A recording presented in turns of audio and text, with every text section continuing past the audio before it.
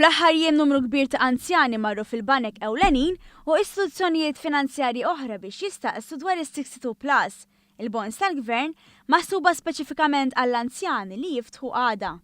Min sħarriġ li għamlet il-Gazzetta Kulħadd ir-riżulta li l-bieraħ kien hemm banek li ħassru appuntamenti skedati ma' klijenti biex ilaħqu ma' talba għal appuntamenti minn anzjani li jridu jiksbu tarif dwar dawn il-bonds. Saħansiter kien hemm bosta anzjani li marru l-banek mingħajr appuntament biex jiksbu t-tarif. Il-bonds jistgħu japplikaw għalihom persuni li twildu fl-1955 jew qabel. Dan se jkollu rata ta' imax vantaġġjuża ta' 3%, kważi id-doppju ta' rati ta' imax li qegħdin joffru l-banek kummerċjali fil-preżent.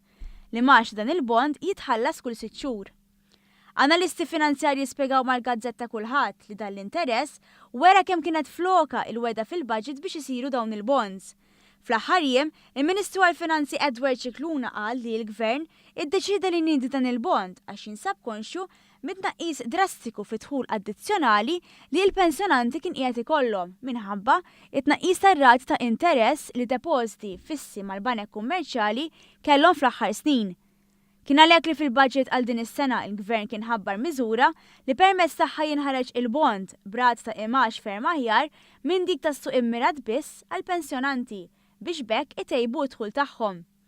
Biex seta' isir dan kellha tinbidel il-liġi dwar il-bills tat-Teżor ta' Malta li għaddiet mill-Parlament riċentament. Dawk eliġibbli se jkunu jistgħu jinvestu mhux inqas minn €500 u mhux iżjed minn €10,000.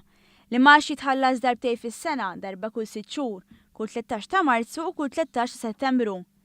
L-imaxxijiet jitlu f'kont fil-bank li jkun għażel l-individwu.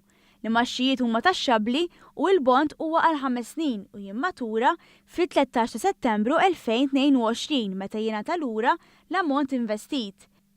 Il-bond ma jistax jiġi nnegozjat, lanqas ma jista' jingħadda lil ħaddieħor u lanqas jista' jintuża biex iservi ta' xi forma ta' garanzija.